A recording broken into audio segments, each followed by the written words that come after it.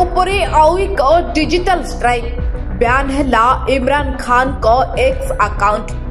जम्मू काश्मीर पहलगाम रे आतंकवादी आक्रमण परे पाकिस्तान विरुद्ध रे कार्यानुष्ठान ग्रहण करा जाउछि।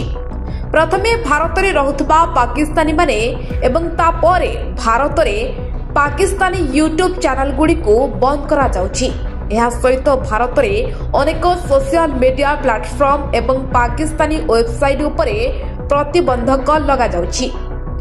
तेबे एहारी मध्यरे पाकिस्तान विरुद्ध रे आउ एक बड़ पदक्षेप ग्रहण करिछि भारत। पाकिस्तान उपरे आउ एक डिजिटल स्ट्राइक करिछि भारत।